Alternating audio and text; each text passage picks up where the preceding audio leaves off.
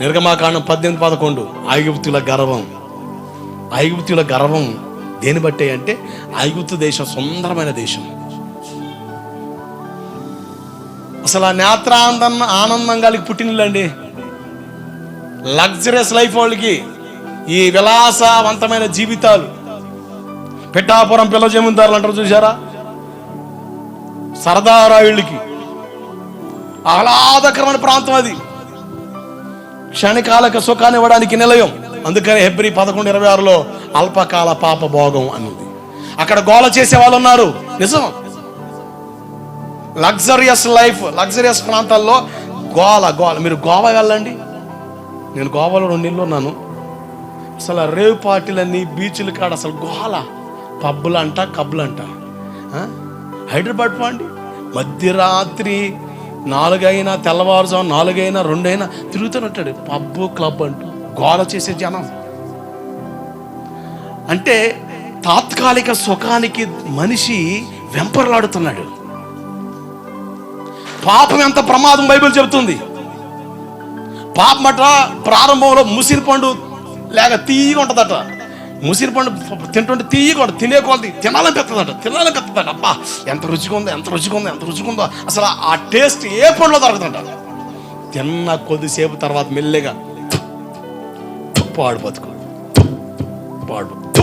ఎందుకు చేదు. ఇక ఉమ్ముతో పోదు, బ్రష్ చేసి 4 గీత పోదు, 4 పీకెత్తి బాగుంటుంది అనిపిస్తుంది, అంత చేదు.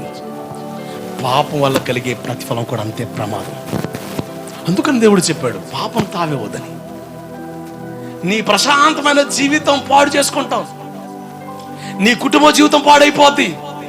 నిజం, చాలా దారుణం. ఈరోజు ప్రపంచంలో ఈ భూమి మీద వైపరీత్యాల కారణం ఏదంటే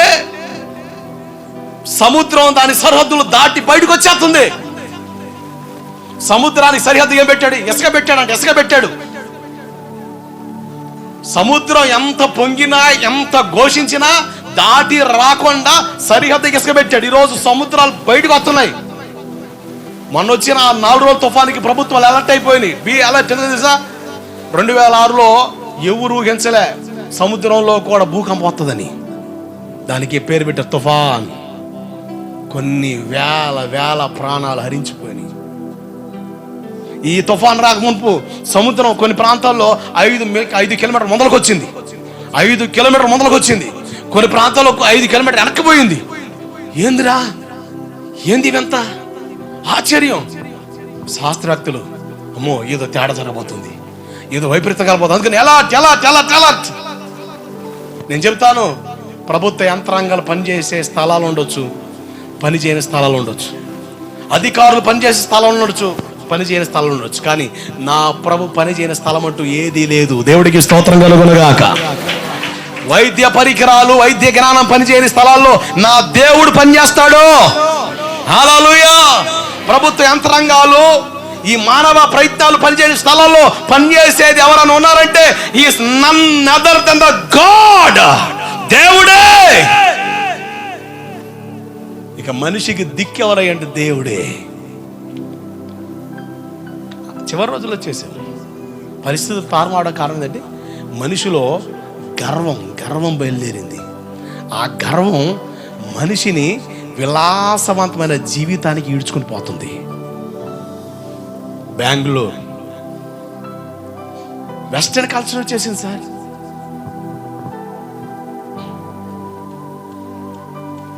థాయిలాండ్, బ్యాంకాక్లు, ఇవన్నీ కూడా విలాసవంతమైన ప్రాంతాలు, డబ్బున్నోళ్ళు తిరిగే ప్రాంతాలు.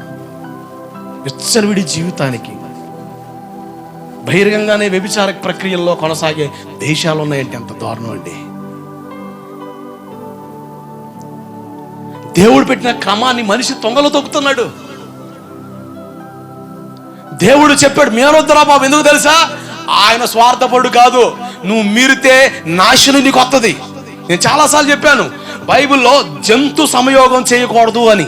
జంతు సంయోగం చేయకూడదని అంటే జంతుతో నువ్వు లైంగికంగా కలవకూడదని దేవుడు చెప్పాడు. కానీ ఒక పైచపు పనికిమాలోడు పందితో సాంగత్యం చేయగా పందితో పనికిమాల పని చేయగా వచ్చిన రోగమే AIDS.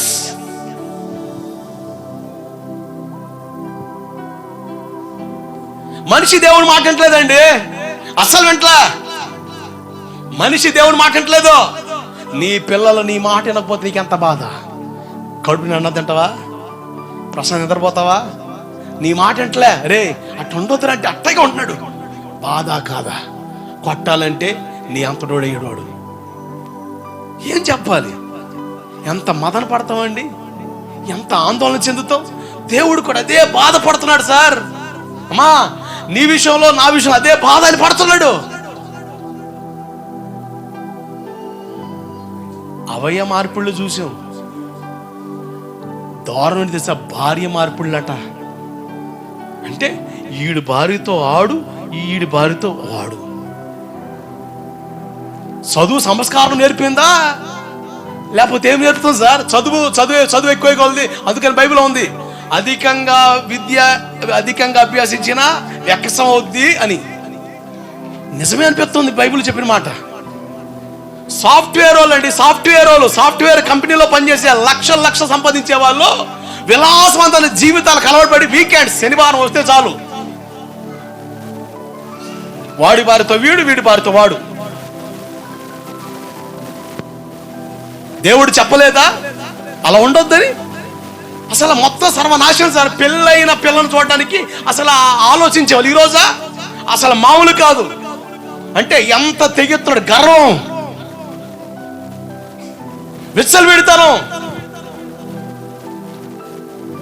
దేవుడు ఆది నుండి హెచ్చరిస్తూనే ఉన్నాడు, ఇప్పటికి కూడా హెచ్చరిస్తున్నాడు.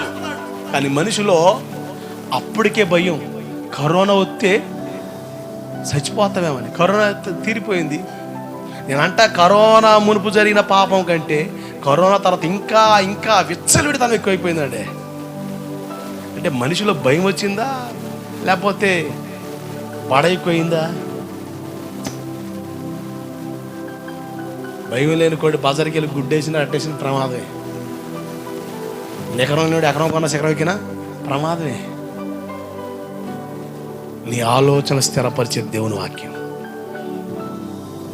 బైబిల్ అంటాడు దేన్ని ఆశించదు, నీ పొరుగు అని దేన్ని ఆశించొద్దని అని అంటాడు. 10 ఆజ్ఞల్లో పొరుగు అని భార్య అనుకోవడాని. ఈరోజు ఈ దరిద్రులు పొరుగు వాళ్ళని భార్యను కూడి అంత సాహసాలు చేస్తున్నారు.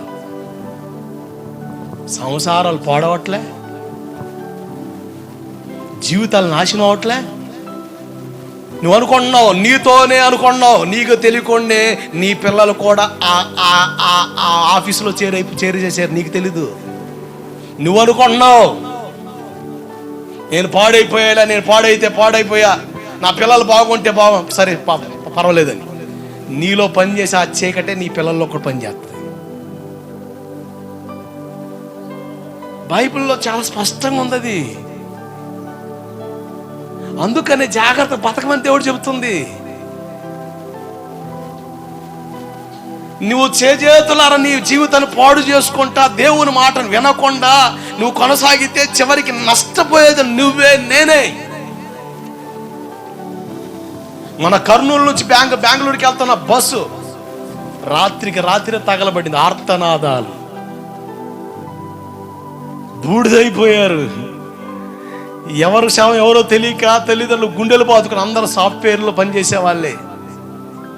బస్సు డిక్కీలో బ్యాగ్స్ ఉన్నాయి, ఆ బ్యాగ్లో ఐఫోన్స్ ఉన్నాయి. ఐఫోన్ మెయింటైన్ చేసి అంత స్టాండ్ ఉంటే వాడు సాఫ్ట్వేర్ కంపెనీలో పనిచేసేవాడు. చాలా మంది సాఫ్ట్వేర్ వాళ్ళే. ఆ రోజు రాత్రి ఆదివారం పూట ఒకడు ఫుల్గా తాగి బండి నలపడం ద్వారా జరిగిన ప్రమాదం. వాడి వయసు అంతా 19 సంవత్సరాలు. అంటే చిన్న వయసులోనే త్రాగుడుకు లోనాడుతున్నారండి. ఓ గోవిందపురమా, చేతులు జోడించి చెబుతున్న ఒక సేవకుడిగా, మీ మధ్యన పరిచర్య అతను ఒక దైవజనుడికి చెబుతున్నాను, దయచేసి తరాన్ని పాడు చేయొద్దు. చాలా దుఃఖంతో చెబుతున్నాను. నేను బయటకు వెళ్ళాల్సిన సార్ గోవిందపురం మన క్రైస్తవ పాలెంలో తొంగి చూస్తే చాలా తీరని వేదన. చిన్న పిల్లలు త్రాగుడులోనే అవుతున్నారు సార్, అక్రమ జీవితాలతో అవుతున్నారు. ఏం నేర్పుతున్న పిల్లలకి? మంచి నేర్పగలుగుతున్నావా? నువ్వు చేసే పనికి మనం ఎప్పుడు ఒక సామెత కదా, బర్రె చేను మేస్తుంటే దోడ ఏడ మేస్తుంది, గట్టు మేస్తుంది. అదేగా మరి పెద్దలు చెప్పిన సామెతలు అర్థం కావట్లేదు సార్. నువ్వు పెద్ద ఫీలింగ్ ఇయర్ లెవెల్లో పోజులు కొడితే ఎట్ట కుదురుద్ది? ముందర నువ్వు సెట్ అయిపో, అన్నీ సెట్ అయిపోతాయి. సెట్ కావు నన్ను అడుగు, ప్రార్థన చేద్దాం.